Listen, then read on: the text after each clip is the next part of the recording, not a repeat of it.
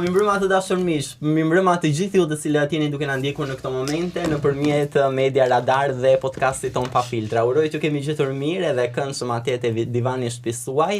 Rehatoni, qetësoni sepse sot do të konsumojmë një tematikë e cila diskutohet shpesh në fakt edhe nëpërmjet tavolinave të ndryshme, ambienteve familjare, miqësore, në diskursin publik është absolutisht një tematikë e cila has një kuriozitet të parë. Flasim për operacionet plastike, por të personazheve VIP, personazheve të njohur shqiptar të skenës artit dhe medias shqiptare.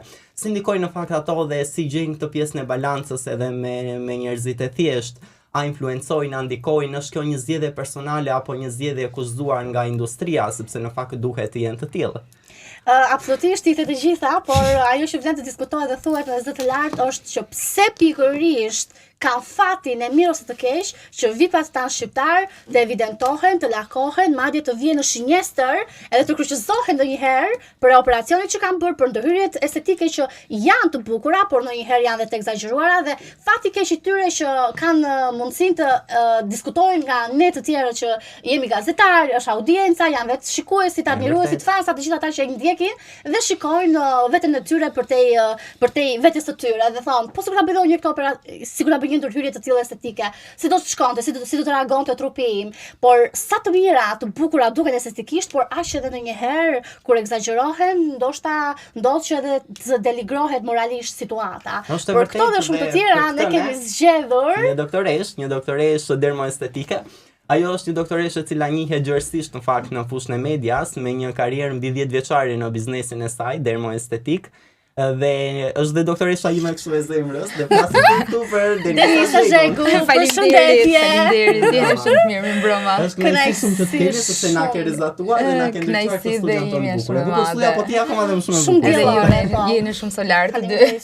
Unë do doja ta pyes tani jam me një pyetje doktoresha, sa ndikojnë personazhet e njohur që dhe vajzat, por dhe djemt ti aplikojnë këto ndërhyrje. Pra sa influencojnë personazhet. Tani e vërteta është që edhe pse themi që personazhet nuk ndikojnë ose mundohemi të flasim a priori që ka personazhe nuk ndikojnë, media dhe personazhet VIP ndikojnë gjithmonë në audiencë dhe ndikojnë gjithmonë në kërkesat të secilit individ, sepse do s'do ti, ose s'duam ne, duke e parë, reflektojmë dhe mendojmë me vete, po sikur unë të bëhem, ose të krijoj diçka ndryshe në fytyrën time, po sikur unë të rregulloj diçka, ose po sikur unë të ngjaj me këtë VIP-in. Sepse të gjithë mbase dikur, sepse na pëlqen o shpirt, na pëlqen në një farë mënyre, kur sheh diçka të bukur, ose dhe jo të bukur, sepse varet është shumë relative bukuria, sepse ne themi për shembull që mua më pëlqen X personazh, ty të pëlqen dikush tjetër? Po ka ndodhur për shembull që të vinë ndonjë vajzë në klinikën tënde dhe thotë që Denisa, doktoresha më bëj si Gjensila për shembull. Patjetër, edhe format për shembull të Gjensilës që duken, po patjetër, dhe format që duken perfekte, duan të gjithë të kthehen atë trupin perfekt të Gjensilës. Tani nuk e dim, të pyesim Gjensilën çka ka bërë në këtë pjesë, por ka shumë dhe aq më tepër janë moshat e vogla. Janë moshat e vogla që e përjetojnë më shumë, sepse është ajo... Do me thonë janë 20 vjeçarët? 20 vjeçarët që e përjetojnë më shumë, sepse është ai ndryshimi që duan, dhe duke parë atë personazhin që ne nuk dim, sepse ne në të vërtetë nuk e dim me çfarë mund të jetë arritur ai trup i tillë. Mund të jetë arrit me një stërvitje shumë intensive, me suplemente, me çfarë do lloj gjë, mbase me diku me një kirurgji, mbase diku me mbushje me acid hialuronik. Do të thënë ka metoda të pafundme për të arritur të tilla gjëra. Por ai individ që është në një moshë jo shumë të pjekur, ai e merr të mirëqen atë pjesë dhe thotë unë dua të bëhem si personazhi. Wow. Por është shumë e vështirë sepse ti nuk arrin dot edhe të mbushësh mendjen e individit, se kur është ajo ashtu pse mos jem dhe unë. Dhe hyn dhe në konflikt me individin, se thot unë nuk të zgjedh ty për shembull, ose unë kaloj nga filan doktoresh, kaloj tek një tjetër. Sepse ajo thot më bën, ndërkohë që ti nuk më merr përsipër. Do me thënë, ne futemi në një qark të tillë që dhe për ne është shumë e vështirë që ti shpjegosh pacientit që jo çdo gjë, si tha, jo çdo gjë që shkëlqen është ar. Kështu që kështu që të lutem, do të thënë janë ca gjëra që në të vërtet nuk merren ashtu siç janë. Se dhe ne për shembull jemi të gjithë në këtë studio, po unë sot jam rregullu për të qenë pikërisht në këtë studio sepse i kam kushtuar vëmendje dhe rëndësi kësaj pjese. Pra, nëse unë do kisha ardhur për shembull në një stil tjetër ose në një mënyrë tjetër, pastaj nuk do thoni për shembull dua të jem si doktoresh. Shikoj, mendoj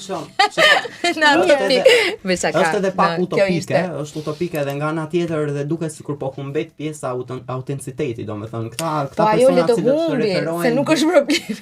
Humbi uni. Por ideja është që ti, se ne kemi arrit në atë pikë që themi të paktën të bëhet, po të bëhet mirë. Okej. E kupton? Le të ngjaj me dafinas dhe shirin ose të bëhet mirë dhe të përshtatet. Doktoresha, ka raste që janë egzageruar dhe ka dalë ka shumë raste që janë patjetër në 80% të rasteve, ato raste që e kërkojnë me ngulm, me insistim, një lloj ndërhyrje ose kërkojnë të ngjajnë dikujt, po ti nuk ke tipare, ti nuk ke fizionomin, ti nuk ke asgjë që i ngjan atij tjetrit. Na kanë bërë prindër të ndryshëm. Kështu që kemi tipare të ndryshme gjithsecili nga ne. Nuk mund të ngjash ti, nuk mund të më ngjash ti mua ose unë ty. Ne jemi ndryshe. Mund të kërkojmë për shembull një lëkurë të pastër, mund të kërkojmë një sy më të tërhequr, mund të kërkojmë një hund më të vogël, mund të kërkojmë vesh më të vogla. Okej, janë ndryshime që mund t'i bësh në përshtatje me tipologjinë e fytyrës, simetrinë e fytyrës. E mira, kjo do ishte, por jo të bësh ato transformime totale, ose ka njerëz, ka goca që kërkojnë një definim të nofullës deri në 10-15 ml acid hialuronik. Po kjo është merr. Si mund të bësh një nofull të tillë, ta konturosh dhe ta presësh komplet. Del nuk je ti. Po nuk je ti. Dhe është po mania dhe obsesioni për të ndryshuar plotësisht identitetin, se i bie që është shkrir, është sfumuar, është po pra ka qenë një meme dikur që thoshte nuk na njeh më telefoni. Bëjmë e vërtet. Ka qenë një meme që thoshte të hapësh telefonin me face, telefonin dhe nuk e hap dot. E vërtet. Kështu që ç'është për çfarë? Në një farë mënyre normalisht s'do të njoh telefonin. Pikërisht pra në një farë mënyre arrin në një lloj transformimi të tillë që ti nuk njeh më veten dhe nuk të njeh më as telefoni dhe unë mendoj që janë pro situatave kur për shembull dhe bëhet mani pastaj. Domethënë, arrin atë pikë kërkon më shumë. Kalon në një ekstremitet tjetër, kërkon akoma më shumë, sepse ti kur nuk ngopesh. Është e vërtetë doktoresha që shumë personazhe të njohur nuk i pranojnë ndërhyrjet që kanë bërë dhe pse ndodh kjo sipas optikës tënde? Është shumë e vërtetë, por nga ana tjetër kanë filluar dhe të ndërgjegjësohen dhe e di pse, sepse ne jemi popull gjykues. Me një gjë të vogël themi direkt u bë, është e bërë. Ajo mund të ketë bërë një rimodelim të thjeshtë që në fund të ditës i rregullon simetrinë e buzës, i rregullon pak hundën, i krijon një harmoni në fytyrë, sepse Zoti jo të gjithëve i ka dhënë tipare perfekte dhe asnjëri nga ne nuk është perfekt. Kështu që po nuk ka perfeksion. Dhe ti mund të arrish atë nëpërmjet rimodelimeve, por rimodelimeve të thjeshta. Pra duke pasur rimodelime të thjeshta dhe personazhet aq më tepër ato që janë VIP, që janë në qendër të vëmendjes, në momentin që shihet që kanë bërë një ndërhyrje të vogël ose diçka të vogël, sikur edhe një rimodelim buze, po mund të ketë bërë një 0.5 që është me acid hialuronik, thjesht për t'i dhënë një shape, një formë buzës, është e bërë thonë. Okej, po është gjykimi, po tani është gjykimi dhe ne jemi një vend shumë i vogël shpirt, sepse kur ka vende në vende të mëdha, kë do marrësh përpara? Janë vende shumë të mëdha dhe nuk merren me individ. Kurse këtu vendi jonë është shumë i vogël dhe domosdoshmërisht do merren me të gjithë. Dhe un po të dal sot, direkt thon ja, një gjë thon u bë. Fakti që nuk është asgjë e keq, ë? Do të thënë sigurisht. Ti të kesh mundësi të bësh brenda parametrave, po kur arrin fytyra një vajze ose djali, po vajza përgjithsisht kanë tendencën që të dalë jashtë karakterit të tyre. Kjo më duket absurditet edhe u mbet karakteri dhe mbi të gjitha nuk je edhe vetë ti si njeri i flas në brendin tënde si karakterial, si vajzë që mund të jesh, shfaqesh dhe hiqesh ndryshe pa e kuptuar se çfarë ka ndodhur në psikologjinë e vetes tënde dhe ndryshon, pra sepse ndryshon dhe uni. Po, shumë e vërtet, ndryshon dhe uni i individit. Sepse ti nuk je më ai individ dhe kur shihesh në pasqyrë, ti reflekton diçka tjetër dhe me trurin tënd, sepse është tamam ajo ana psikologjike. Ti ke marr pamje të dikujt tjetër dhe po ta shohësh impostohesh më shumë se ç'duhet. Domethënë krijon ato gjëra që në të vërtet janë thjesht iluzione. Po këto. Janë iluzion optik, nuk është asgjë e vërtetë. Në shënorit de Lulu, si shuhet ndryshe apo në persona të cilët mund të kenë probleme psikologjike? Ndodh, patjetër. Shkon deri këtu? Po patjetër. Patjetër ndodh edhe këto kanë filluar të jenë goxha të shpeshta, prandaj ne në përgjithësi bëjmë një konsultë dhe konsulta e parë është për të parë deri ku është pacienti, deri në çfarë pike emocionale, sepse janë dhe luhati emocionale që mund të jetë. Duhet të bëni edhe pa psikologë. Në një farë mënyrë, 50% është ana psikologjike që ti ta dish deri ku është pacienti, sepse ai mund të jetë shumë mirë dhe vjen të fajson ty për diçka që ti nuk ja ke bërë në fund të ditës, ose i ke bërë atë dozën që duhet i bësh, ja ke shpjeguar dhe ai vjen prapë të fajson. Sepse ka dhe nga këto pacient që nuk janë të kënaqur dhe thon, unë të thash kaq, ti nuk më bëre, pse nuk më bëre? Që nuk është fare etik profesionale. Domethënë, ti ja shpjegon, ja rishpjegon dhe ai nuk do ta kuptoj. Sepse jemi në nuk do ta kuptoj. Se edhe vitet e fundit dominanca më e madhe është për fytyrë të tërhequr, nuk e di, ka një kuptim, ka një stigmë, si e quajnë juve, një terminologji tuaj të specifike. Po, ne quajmë një lifting. Lifting, përveç kësaj është kirurgji. Po, është një kirurgji, ka një emër tjetër që ose ndoshta unë gabojm ose nuk më kujtohet. Është ajo që bëhet po, ka tërheqje të lëkurës dhe kjo është mund të bëhet me anë të tërheqjes së syve, që bëhet kirurgji e Mirfield, që është Foxy Eye, që mund të arrihet në dy mënyra, ose me anë të kirurgjisë ose me anë të fijeve PDO, që përdoren më shpesh. Kështu që varet. Pikërisht, dhe kohët e fundit ne kanë vënë shumë të ndërhyrje në fytyrat e vajzave dhe në bulevardet e Tiranës, si po thoj se më të shumë ti, vajzat shikoj që janë të tërhequra, të stampuara. Dhe përveç kësaj, okay, mirë në trotuar, por edhe televizion është akoma dhe me dukshme në formate televizive si për Big Brother, Ferma VIP, që ato qeshin dhe unë nuk e di a janë duke qarë apo janë duke qeshur. Shiko, edhe unë dua t'i bëj një autokritik vetes time, se nuk është e thënë se nuk do ta bëj botox, sigurisht do bëj, patjetër, por jo deri në atë farë drejgjeje që të ngrish dhe mos dish dhe mos kuptosh do çfarë emocioni je duke transmetuar. Është e frikshme, mendoj. Pra ka një sasi caktuar deri ku duhet të. Patjetër. Unë prandaj them që gjithmonë ne duhet jemi brenda normave. Tani për momentin ne nuk përdorim dot botoxin, por përdorim diçka të ngjashme, që është një lëndë shumë më e lehtë dhe po, nuk lejohet për momentin. Dhe ka dhe një gjë, kur ti ja shpjegon pacientit që ne nuk përdorim botox, ai gjithmonë thot, unë dua botox. Ti thu, unë do përdor fixer. Okej, dhe nuk hyt dot në sepse janë aq shumë pacient dhe nuk mundesh dot të merresh me gjithë secilin që t'ia shpjegosh edhe një herë. Si ti thuash për shembull emrin e një acidi hialuronik. Ti do ja thuash, do ja shpjegosh, ai do thot më bëj acidin hialuronik, siç do thot për shembull më bëj botoxin. Qoftë ai fixer apo diçka tjetër që mund t'i krijoj atë relaksimin e muskujve. Kështu që deri në këtë pikë jemi, tani ne nuk sensibilizojmë dot pafund. Domethënë, është tregu i tillë që cila është ndërhyrja më e kërkuar sot? Ta dish ti, po vjen vera. Çfarë mendon? Çfarë mendon? Anticelulitik. Liposuction. Rimodelimi i vitheve është ndërhyrja më e kërkuar. Po kur migron acidi, sikur të bie një anë e asaj dhe janë e kësaj, si anoj. Si anojmë ta në peshore.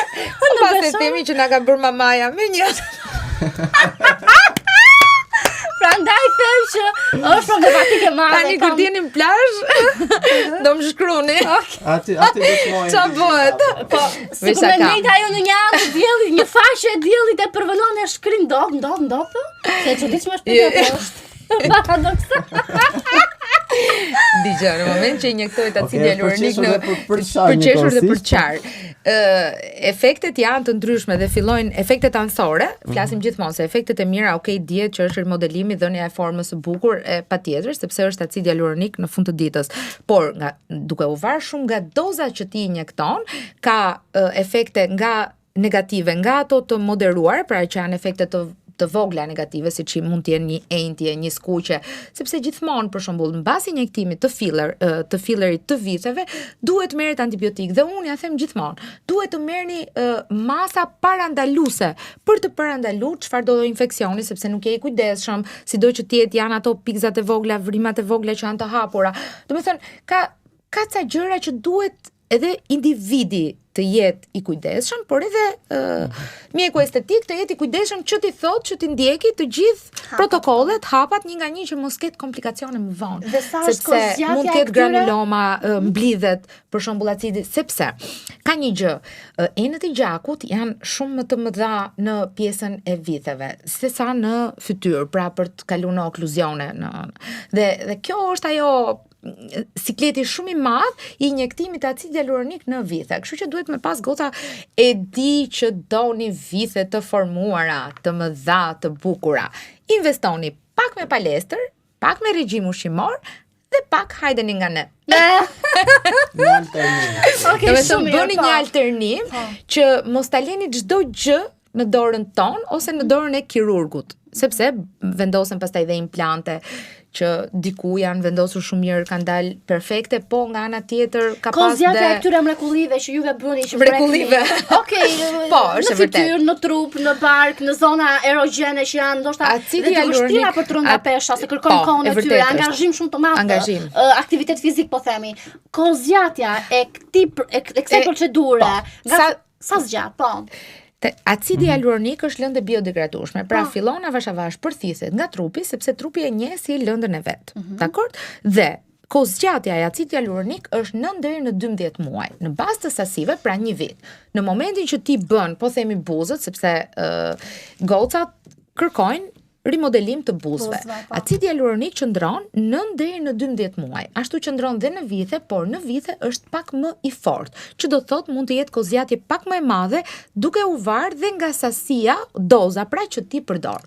Unë gjithmonë sugjeroj, përdorni doza të vogla, 50-50, po themi nga secila anë, 50 ml, 50 ml. Trupi të mësohet, ta njohë si lëndën e tij, të fillojë të përthithi dhe pastaj mund të mbivendosësh diçka të vogël. Do të thonë, të kemi atë alternativë që edhe mos të egzagerojmë dhe të jemi mirë për një kohë të gjatë, sepse ideja është që ne mund të jemi mirë sot, por nuk jemi mirë në vazhdim, sepse vitet bëjnë të veten, prodhimi i kolagjenit bën të veten, çdo gjë bën të veten. Prandaj them që ne ju ndihmojmë ju dhe ju na ndihmoni ne. E para duke ndjek këshillat tona, pra në momentin që të thuhet që ti nuk duhet ta bësh, të lutem mos e bëj, për aq kohë aty është ndaluar, ose mos shko diku tjetër të bësh diçka që unë nuk ta kam bërë, ose një doktoresh tjetër nuk ta ka bërë, sepse derisa ta ka thënë, nuk është se nuk do ta bëj. Duam thjesht të ruajmë individin. A ka raste që ke refuzuar pacient? Patjetër, edhe ndodh shumë shpesh në momentin që e para nuk ka nevojë për asgjë, sepse ka pacient që vinë dhe thonë mund të më bësh këtë rimodelim ose dhe kur nuk ka nevojë për asgjë, gjuna çfarë do t'i bësh? Maksimumi do t'i bësh, po, i them bëj një mezoterapi të rigjenerosh lëkurën. Mbaj teksturën e lëkurës të re, një lëkurë të shndritshme është koha tani sepse vjen vera, lëkura duhet sa më e çlirët nga lëndët, sa më e çlirët, sa më pak trajtime, sa më pak ta ngarkosh tani, aq më mirë është. Sa mirë se dëgjoni doktoresha që duhet sa më shumë injeksion edhe ndërkohë po dëgjoj nga duhet ta lesh të lirshme më pak patjetër, sepse është stina e verës, gjatë dielli e bombardon. Përdorni një krem SPF 50 që është shumë i mirë për mbrojtjen e lëkurës, mos e ndani. Okej, duam nxjemi pak më shumë, alternojmë 30-ën me 50-ën. Dhe gjithkohës hidratojeni. Partnerët që vinë dhe i shoqërojnë vajzat e dashurat e tyre vinë me entuziazëm, vinë të bindur vetë, vinë paguajnë vetë për partnerën e tyre. Patjetër, pse mos paguajnë? Kur ka bakshish ekstra, juve ja fryn çik më shumë se ç'duhet. Si shkon situata deri këtu? Tani ne shohim mirë çfarë bëhet. Ka emancipuar në këtë botë. Ka emancipuar mendësia maskuline apo jo?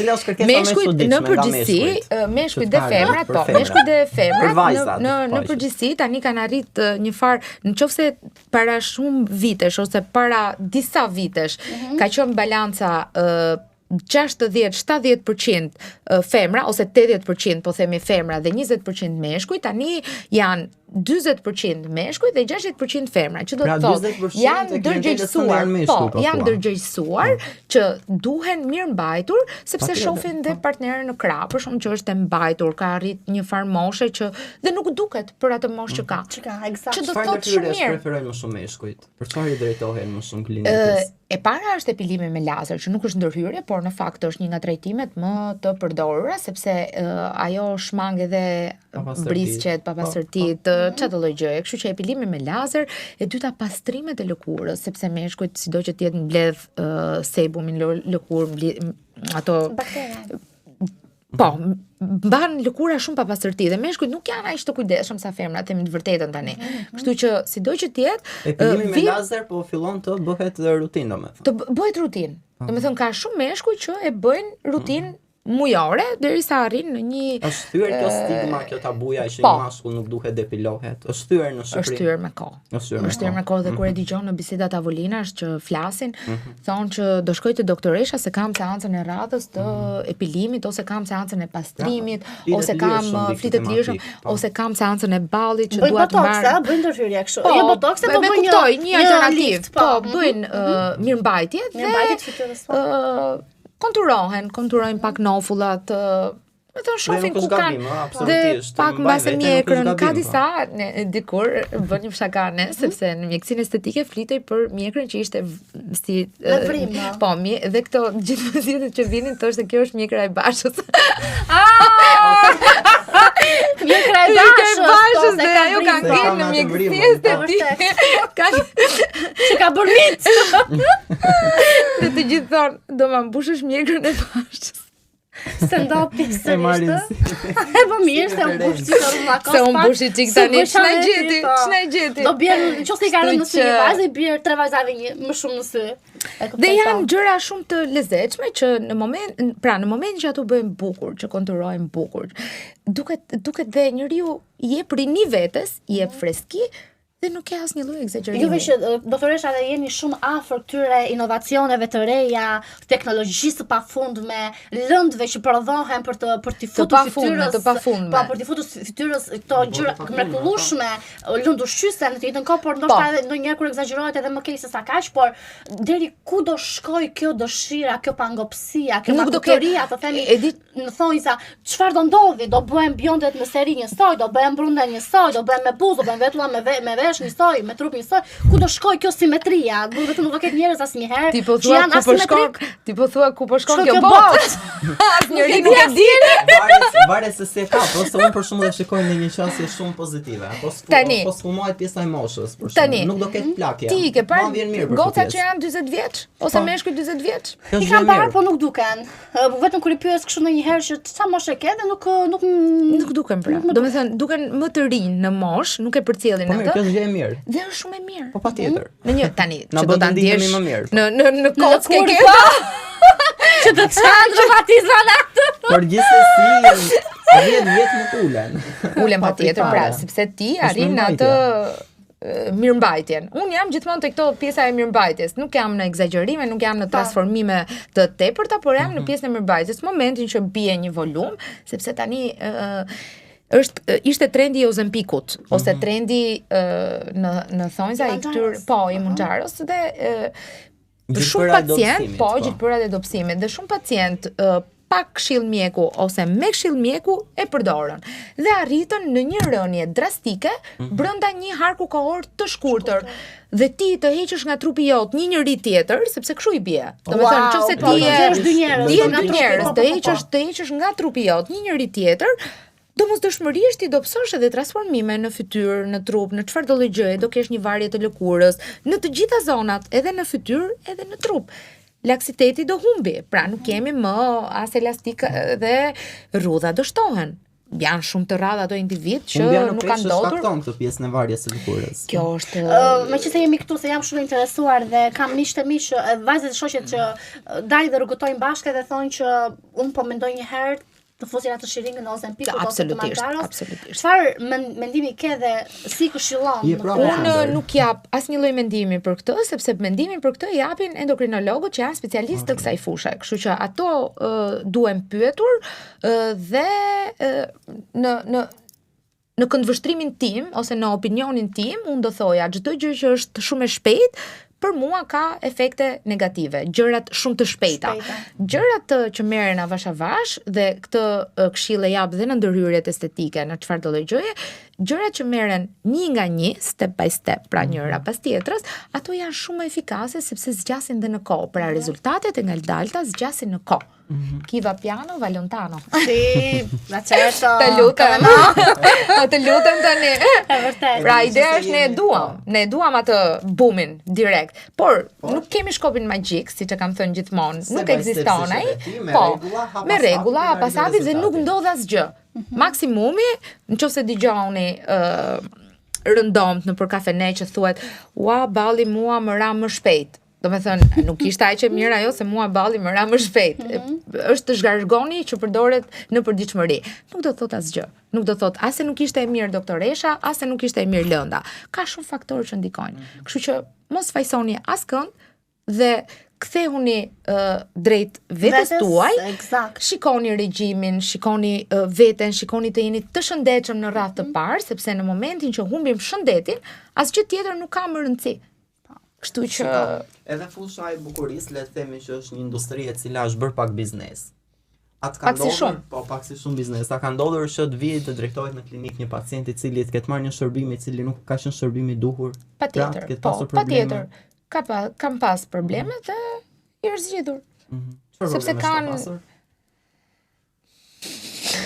Jemi kurios për ta ditur, por probleme nga më të ndryshme, unë përmenda edhe pak më përpara. Në momentin që një pacient nuk kujdeset, nuk ka atë aftercare-in për çfarë do lloj procedure, se çdo ndërhyrje, qoftë e vogël, qoftë e madhe. Jo, nëse ka ardhur kjo nga profesionisti, I cili s'ka qenë profesionisti. Tani varet kush e ka bërë dhe unë në përgjithësi nuk dua emra. Domethënë dhe në klinik kur më vjen një pacient nga X doktor, doktoresh ose kushdo qoftë njoftues dhe më thot, ma ka bërë, I them nuk dua të di fare kush ta ka bërë. Nuk dua të di, sepse në momentin që ti vetë shkove, nuk të detyroj njëri të shkosh. Tani pse vjen edhe e shan? Pse vjen dhe e shan? Ti more këtë rezultat, okej, po nuk të mori ajo me zor, ose ai dikush që mund të jetë. Kështu që dhe gabime ndodhin patjetër në mjekësi estetike ndodhin gabime, nuk janë të pasgjishme, janë të zgjidhshme, sepse ka antidotin gjithmonë, për shembull nëse diçka shkon keq ke hyaluronidazën, por duhet të dish kohën në të cilën ti e sheh. Pra duhet të shohësh sepse ndërhyrjet për shembull në hund. Un kam parë shumë ndërhyrje që bëhen me acid hyaluronik në hund, ato janë shumë të rrezikshme. Shkojnë deri në verbim. Po, shumë e vërtet. Ose mbushja e kanale. Nëse nuk duhet ashtu siç duhet. Po, çon deri në verbim. Pra ka disa gjëra, por kur ai injektuesi e kap në kohë, sepse ajo është në të 100 sekondi. Nëse ti e sheh që ajo zonë fillon merr një ngjyrë tjetër, ti e kupton direkt dhe përdor antidotin shkrirësin dhe nuk ndodh asgjë. Por a e kupton ti? Eksakt. Kjo është ideja. Pra gjithmonë duhet profesionisti e para dhe e dyta duhet të kesh atë eksperiencën e duhet. Asnjëri nga ne nuk ka lindur I ditur, se edhe un kam pas ato në fillimet e mia, as unë nuk dija. Domethënë bëra një shkollë, me shkollimin, me kisha pacient në atë shkollë, kisha profesor që më qëndronin gjithkohës në kokë që duhet bërë me eksperiencë në çdo fushë, por ideja është që kur nuk jemi të sigurt, mos e bëjmë. Të mos e mbidozojmë të paktën. Kjo është ideja. Prandaj them që është edhe një farë sensibilizimi për të gjithë ato që mbase sapo e kanë filluar karrierën e tyre në mjekësi estetike, më mirë doza të vogla dhe pacienti kthehet prap dhe ti mund ta shohësh, ta rikontrollosh pak durim, sesa mbidozime dhe nuk arrin gjë kundi dhe ti I bën dhe dëm. Dhe këto dëme janë të parikthyer pastaj. Eksakt, po. Dhe fati që krijon nekroza është domethënë unë nuk dua t'i them sepse krijon dhe trembje pastaj në publik, por po them që janë ca dëme që janë të parikthyer. E kuptoj. Qoftë edhe te acidi hyaluronik, domethënë që në baza. Po. Dhe siç ta pak më përpara dhe përmend faktin e mirë ose të keq, dhe vipat tan shqiptar, qofshin këta të zëshëm ose dhe jo aq të zëshëm, kanë fatin që të përmenden, të lakohen dhe të evidentojnë dhe midis tyre ne kemi zgjedhur disa personazhe për t'i komentuar sot. Por Do bëjmë në këtë rast, do me thënë, do bëjmë në i thash e them sot, patjetër, se është dhe dark tani, e duam. Do lutemi regjistë. E duam një tash e Lutem them. na ndani në një spliter dhe të kemi mundësi Po për unë t'i s'bëj tash e them, e komunikuar. kam David. Mirë, Bëj shaka, mjegi bëj që shaka. jene do Do të evidentojmë japim ato një që vlerësim shikojmë. dhe Po. këtë vlerësim e dëgjojnë shumë vajza të tjera që Patjetër. janë Ja tek ja dëgjuese te kemi të doktoresha, shikojmë Gjensila Mirtezajnë në këtë moment. Po. Çfarë mund të themi për Çfarë di Gjensilën? ke për Gjensilën? Unë themi për Gjensilën, se Gjensila është shumë e bukur, forma trupore i ka shumë të bukura në Gjensila ka qenë fytyrë. që fëmijë e bukur, por pse ka bërë aq shumë ndërhyrje estetike në fytyrë, dua të di. Po mirë, unë kam një dyshim në këtë pjesë, unë nuk e kam pa Gjithsesi e live. shikojmë shumë e bukur, ëh. Dhe për të vazhduar, doktoresha, ka parë në fakt një postim të Miri, Aman, do të një video që më ka dalë Miri, Po. edhe të përshëndeste. Po, më ka përshëndet nga Bigu Jeni live. mish me njëri Jeni tjetrin. mish. Po, jemi miq, po patjetër. Edhe unë e mbështes në Big. Miri ka bërë një fillë në një botox, në një shtrirje rohe, lift, çka ka bërë? Keni miqësi me Do ja Gjensilën? bëj aty në Big. bashkëshorte. Do shkoj te Bigu tani. Po. Do të kthesh qokën. Jeni miq? Po, okay, jemi miq, po. Për sa Patjetër. vitesh? Shumë vite. Shumë vite. Si të zhdukon Miri në Big? Shumë mirë më duket. E Si ka u duket bërë juve? lojën mirë? I duket si lojtar pretendent për ta fituar. Po, tani unë Big me Brother? shpresën që ai do ta fitoj jam. Ashtu. Unë mendoj se ai do ta fitoj. Tani. Do thuash ti është edhe i çik dëshirë personale. Por Po tani Ai Se që kjo është gjë- brenda, ai e tham- është dhe jashtë e Miri, me tham- që se ti e ke mik të vjetë për Miri kohë. ashtu është. I ka ruajtur I nervat? ka ruajtur nervat, e ka ruajtur ato etikën, është shumë djalë i sjellshëm, është i edukuar, ka ato mënyrën e vetë të folurit, mënyrën e të thënit të gjërave me të qeshur, se tani është ndryshe nga i Miri që njeh ti ja. jo, fare. Jo, Pa është shumë i njëjtë. Është real. Real, Është është i shumë vërtetë. real. Me thënë, tregon atë pjesën e vet, Ato përshëndetje që të ka bërë brenda në shtëpinë. Po, e pas keni parë. Po po e kemi parë. Më shkruanin gocat në një vog. Doktoresha të ka përshëndetur nga Big Brother. Po. Si u ndjeve se të përmendet emrin në qytet të shtëpi të madhe që ndjeki mira shqiptare. Unë ndjeva shumë mirë, nuk e prisja, unë ndjeva shumë mirë. E surprizuar, E sigurisht. surprizuar, po. U kënaqa, Nuk sa është bravo ua, mirë. çna gjeti ua, na thajmë atje. Po jo, me shpirt po jemi. Në ndërja hapur, po ç'është ky? Në injeksion, ka bërë një herë me që themi tek trajtimet estetike, Jo, ka bërë një herë vetëm asnjë. pastrime, jo. Vetëm Absolutisht. pastrime, këto i ka Pastrime bërë, këto, po. mirëmbajtjet, po jo. Mbase duhet t'ja bëjmë live një emision. Po, të kanë bërë një ftesë që duhet të jesh pjesë e formatit ose tek momenti këto- ku ato bëjnë këto takimet me keratin Pjesën- e të fan klubi. Pjesa e këtyre takimeve është pjesë tjetër. Unë jam njëri shumë i lëvizshëm. Që ta dini. Mezi kapem në vende dhe Me trajnime, po. datat Një janë gjë duke u thuar. datat janë shumë specifike dhe un kam data të veçanta për klinikën këtu, data të veçanta për në Londër, në vende të tjera ku kështu që jam all over. Shpërndaj, po. Dhe është pak e vështirë, me thënë drejtë. Për të vazhduar nga Miri, do kalojmë tani në një personazh Iku pjesa, Sigurisht, iku po. pjesa e parë. Iku Miri, do kalojmë në fakt tek Arbana Osmani, një personazh shumë i dashur momentalisht, Po, sa e ka vërtet. filluar edhe aventurën e saj në ferm, një eksperiencë shumë e madhe. Është ekspozuar gjithandej. Po, e vërtet. Po çfarë ka bërë Arbana? Ja shikojmë edhe foton këtu. Po. Çfarë shikon ti tek Pjesa e Arbana se ka bërë një dekoltes. ndryshim? Pjesa e dekoltes, po, Është komentuar goxha ndërhyrja, në po, diskurs? ndërhyrja në gjoks që është shumë normale, shumë buzët? shumë e bukur. Nuk besoj, mund të ketë, jo. Si ka prekur? Nuk mendoj se ka Po prekur. ndonjë pjesën mbushje e- kështu nga fytyra? Në një botox, mendoj në një gjë në një lift të dhe ka bërë. lehtë, në një gjë shumë të lehtë, por është gjithmonë të ato pjesët natyrale. Arbana është shumë natyrale, edhe Shumë si naturale. Është dhe shumë e rëndësishme se duhet të zgjedhësh dhe mjekun estetik se si duhet ta bësh gjoksin, po themi se ndonjëherë ndodh që Shumë e vritet më shumë se vërtet, ç'duhet shumë e edhe të vërtet. shumë disproporcion edhe me pjesën e shpatullave, Po sepse te Ledioni mish. Kalojmë direkt te Ledioni. O, Ledioni, te Ledioni. Ledioni. Po Ledioni ç'ka bërë? Botoxin thonë që. Thonë që e ka bërë, mua nuk më duket, sepse si Jo? do që tjetër ka mimikat i ka gjatë të lëvizshme. shprehura, po. Ose mund të ketë përdorur një gjë shumë relaksuese. Pra mirëmbajtje, Po Ledioni një mund të mirëmbajtje, ketë është mirëmbajtje, thjesht jo e më shumë se mirëmbajtja, kaq, nuk ka po. asnjë lloj lidhje me këto pjesën e ndërhyrjeve ose mendimi im, gjithmonë mendimi im. E Se kuptoj. tani Okej, kalojmë Ka te varet- anketa Vesiu, shkojmë anketën, po. Dhe me thënë, vajza gruaja më komentuar në showbiz për pjesët e ndërhyrjeve estetike ka qenë anketa dhe së fundmi është evidentuar pak të themi Po për ja shikojmë për shembull trajtimet e veta portretin e estetike. Alketës, për shembull Hunda thonë që është e bërë. Ëh, nëse se unë kam parë Hundën e Alketës edhe më përpara. Para vitesh flas. Para vitesh. Hundën e ka të bërë Po mbas buzën. mund të ketë një ndërhyrje të mund të ketë bërë një rregullim të vogël të pjesa e hundës, sepse është normale, është ajo që unë përmenda pak më përpara. Pra, në momentin që ne nuk na pëlqen diçka tek vetja, po themi kemi veshët më të mëdha, kemi hundën që ka disa që na i ka dhënë Zoti, por mund të përmirësojmë. Pra, kjo te pjesa e përmirësimit është shumë okay, sepse Alketa overall në të gjithë pamjen e fytyrës është perfekte. Domethënë është shumë bukur. Dhe në momentin që ti dukesh bukur, nuk ka asgjë të keqe. Jo, absolutisht. Këtë po them, nuk ka asgjë të keqe sepse ti ke sjell një harmoni në fytyrë. Ndërkohë që nëse ti do kishe një hund në disproporcion me të gjithë pjesët e fytyrës, aty do komentoheshe dhe do komentoheshe shumë më keq se sa ajo pjesa që okay. Shumë edhe pozitiv që ne kemi. Këto janë të gjithë shumë pozitiv, këto që ju Sami që ka ruajtur me identitetin Alketa, Albana dhe Ledioni. Po, jemi. Me Valbona Selimllarin, po, misi par shqiptar. Po misi ashtu ka qenë, ashtu është. Domethënë nuk ka ndryshuar fare dhe Valbona nuk është nga ato njerëz që mendoj unë që bën bombardime të. Besoj që e bën një lift. Besoj që e bën një trajtim. Mendoj në një vitaminë, në një nga këto aparatura, se ne kemi shumë aparatura. Jo, absolutisht. Nuk jam jo jam e sigurt se tani dorën zjarr nuk e vete për veten time, ta dini. Por